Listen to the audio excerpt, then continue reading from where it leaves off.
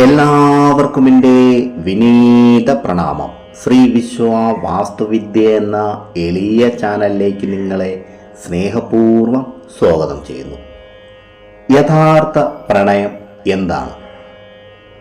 ശുദ്ധമായ പ്രണയത്തെ പലപ്പോഴും വിശേഷിപ്പിക്കുന്നത് ഉപാധികളില്ലാത്തതും നിസ്വാർത്ഥവും ബാഹ്യ സാഹചര്യങ്ങൾക്ക് വിധേയമാകാത്തതുമായ ഒരു സ്നേഹമായിട്ടാണ്, അല്ലേ? പ്യുവർ ലവ് എന്നത് വ്യക്തിഗത ബന്ധങ്ങളെ മറികടക്കുകയും എല്ലാവരോടും വാത്സല്യത്തിൻ്റെയും അനുകമ്പയുടെയും സാർവത്രിക വികാരം ഉൾക്കൊള്ളുന്ന ഒരു അവസ്ഥയാണെന്ന് പറയാം.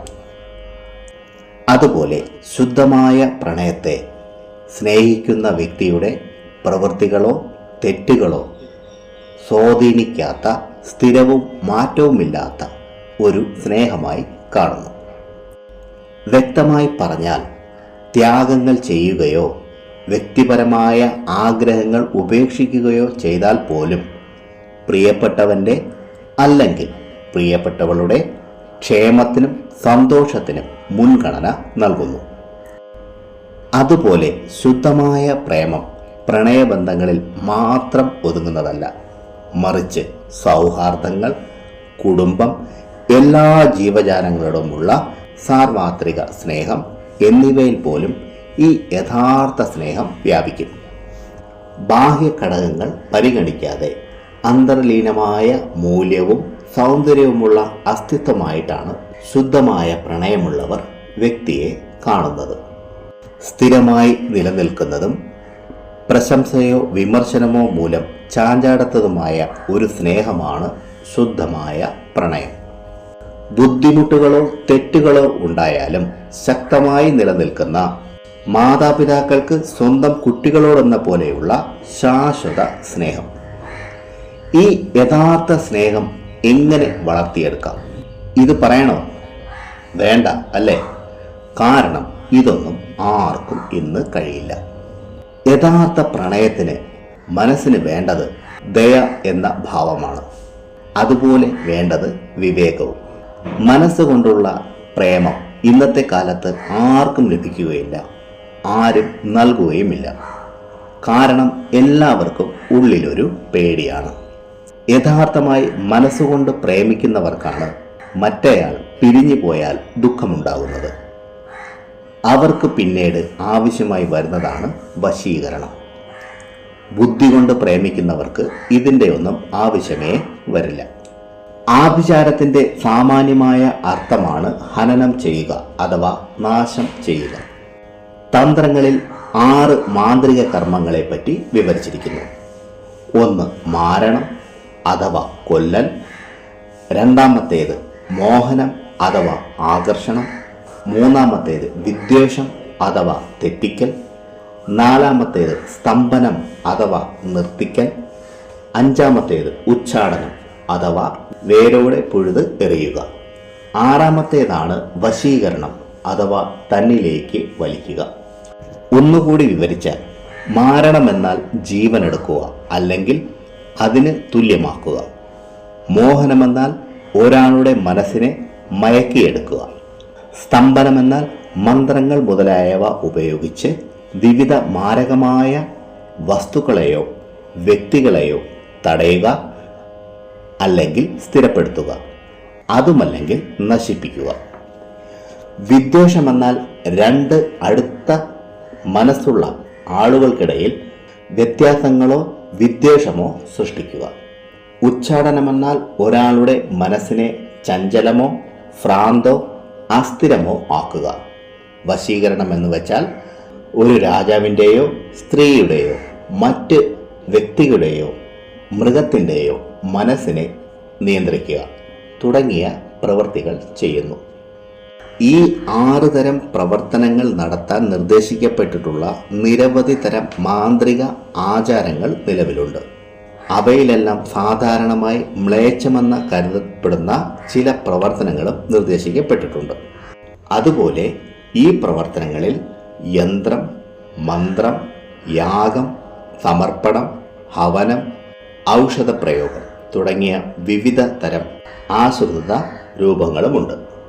വശീകരണമെന്ന് കേൾക്കുമ്പോൾ തന്നെ മനസ്സിൽ പലവിധ ചോദ്യങ്ങൾ ഉണ്ടാകാറുണ്ട്. കൂടുതലും കളിയാക്കലുകളായിരിക്കും. ചിലരൊക്കെ അതിനായി 56 വയസ്സായ ഐശ്വര്യയെ വരെ കൂട്ടുപിടിക്കുന്നുണ്ട്. അത്യാവശ്യമായി വരുമ്പോൾ ഏതൊരാളും വിശ്വസിക്കുന്നത് തന്നെയാണ് ഈ വശീകരണ കർമ്മത്തെ. ആളുകൾ അറിഞ്ഞോ അറിയാതെയോ ഇതിനെ ഇപ്പോഴും വിശ്വസിക്കുകയും ചെയ്യുന്നുണ്ട്. വശീകരണമെന്ന കർമ്മം ചിലപ്പോൾ ചില ആളുകളിൽ നല്ല ഫലങ്ങളും ചിലപ്പോൾ മോശ ഫലങ്ങളും ഉണ്ടാക്കും. മുമ്പുള്ള വീഡിയോകളിൽ ഇതിനെപ്പറ്റിയെല്ലാം വിസ്താരത്തിൽ പറഞ്ഞതാണ്. ഈ അധ്യായത്തിൽ വളരെ പ്രഭാവശാലിയായ ഒരു വശീകരണ മന്ത്രത്തെ പറഞ്ഞു തരാം. ദുരുപയോഗം ചെയ്യരുത്. ആദ്യം മന്ത്രത്തെ പറഞ്ഞു തരാം. മന്ത്രം ഇതാണ്: ഓം വശീകരണായ വശീഭൂതായ ശുക്രായ ധാത്രീ അമുഖം മംഗളായ വശീഭൂതായ കുരു കുരു സ്വാഹ. ഒരിക്കൽ കൂടി കേട്ടോളൂ. ഓം വശീകരണായ വശീഭൂതായ ശുക്രായ ധാത്രീ അമുഖം മംഗളായ വശീഭൂതായ കുരു കുരു സ്വാഹ.